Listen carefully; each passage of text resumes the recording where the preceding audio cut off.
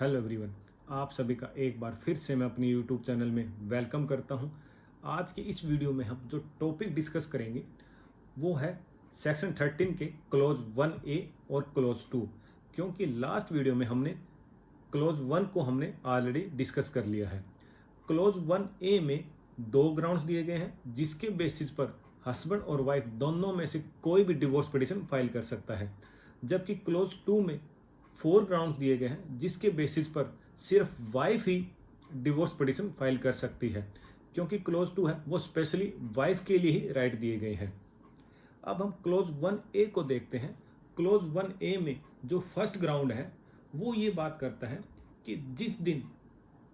Husband और wife के बीच में जुडिशियल सेपरेशन की डिक्री पास होती है और उस डिक्री पास होने के बाद अगर 1 ईयर या 1 ईयर से अधिक टाइम पीरियड निकल जाता है और उनके बीच में कोहिबिट नहीं होता, तो उसके बेसिस पर चाहे हस्बैंड या वाइफ दोनों में से कोई भी डिवोर्स पिटीशन फाइल कर सकता है। यहाँ पर हम जुडिशियल सेपरेशन का मीनिंग वही लेंगे जो section 10 of Hindu marriage act 1955 में डिफाइन किया गया है। जुडिशियल सेपरेशन मीन कि by the decree of the court जब हस्बैंड और वाइफ के बीच में सेपरेशन होता है और वो अलग अलग हो जाते हैं, उसे हम जुडिशियल सेपरेशन कहेंगे। यहाँ पर डिक्री पास होने के बाद में हस्बैंड और वाइफ का स्टेटस सेम रहता है एज ए हस्बैंड वाइफ, क्योंकि उनकी जो मैरिज है वो अभी भी स्टैंड करती है। सिर्फ उनके बीच में एक सेपरेशन आता है, वो दोनों सिर्फ अलग अलग होते हैं। तो ये होया फर्स्ट ग्राउंड के ऑन द बेसिस ऑफ जब जुडिशियल सेपरेशन की डिक्री पास हो जाती है उसके बेसिस पर जो डिवोर्स पिटीशन फाइल की जाती है। सेकंड ग्राउंड जो 1A में है वो ये बात करता है कि जब रेस्टिट्यूशन ऑफ कंजुगल राइट की डिक्री पास होती है, उस डिक्री पास होने के बाद अगर 1 ईयर या 1 ईयर से अधिक टाइम पीरियड निकल जाता है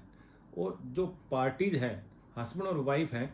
उनके बीच में रेस्टिट्यूशन कंजुगल राइट दोबारा नहीं होता, तो उसके बेसिस पर डिवोर्स पिटीशन फाइल की जा सकती है। फॉर एग्जाम्पल, अगर वाइफ ने हस्बैंड के अगेंस्ट रेस्टिट्यूशन कंजुगल राइट की पिटीशन फाइल की और वो पिटीशन अलाउड होगी, तो वाइफ जो है वो हस्बैंड जो रिस्पोंडेंट है उससे रिक्वेस्ट करती है कि आप मेरी जो मैरिज लाइफ है उसको दोबारा ज्वाइन कीजिए, मेरी सोसाइटी को ज्वाइन कीजिए। लेकिन जो रिस्पोंडेंट हस्बैंड है उस डिक्री पास होने के बाद भी अगर वाइफ की सोसाइटी को दोबारा ज्वाइन नहीं करता और वो टाइम पीरियड 1 ईयर या उससे अधिक निकल जाता है, तो वाइफ के पास जो पिटीशनर है उसके पास राइट आ जाता है कि वो डिवोर्स पिटीशन फाइल कर सकती है। जो 1A क्लोज में जो ग्राउंड दिए गए हैं, चाहे on the basis of decree of judicial separation, चाहे on the basis of restitution conjugal right की डिक्री,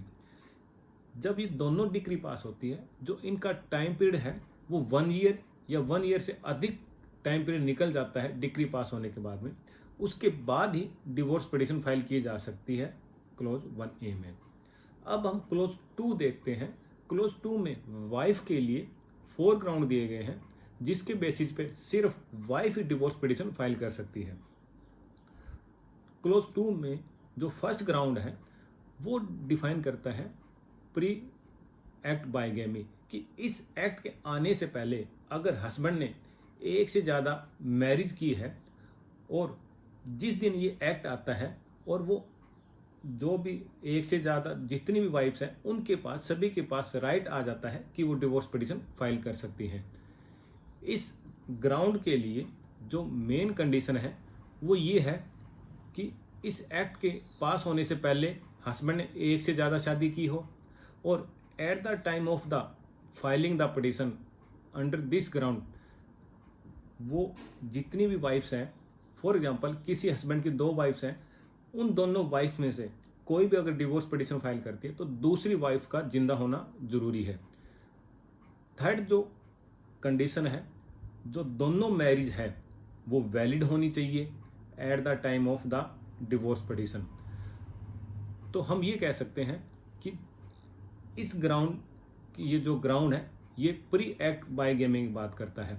क्योंकि इस एक्ट के आने के बाद में जो सेक्शन 5 क्लॉज 1 में जो कंडीशन दी गई है वो ये कहता है कि at the time of marriage जो पार्टीज है वो ऑलरेडी मैरिज नहीं होनी चाहिए। तो ये एक्ट अपने आप ही बाइगैमी के अगेंस्ट है। सेकंड जो ग्राउंड है वो ये बात करता है कि आफ्टर द मैरिज अगर हस्बैंड के अगेंस्ट अगर रेप, सोडोमी या बेस्टराइज के चार्ज प्रूफ हो जाते हैं और वो गिल्टी हो जाता है, तो उसके बेसिस पर जो वाइफ है वो डिवोर्स पिटीशन फाइल कर सकती है। थर्ड ग्राउंड ये बात करता है कि जब हस्बैंड के against section 18 of Hindu adoption and maintenance act में मेंटेनेंस की डिक्री पास हो जाती है, या सेक्शन 125 ऑफ सीआरपीसी में मेंटेनेंस के ऑर्डर पास हो जाते हैं।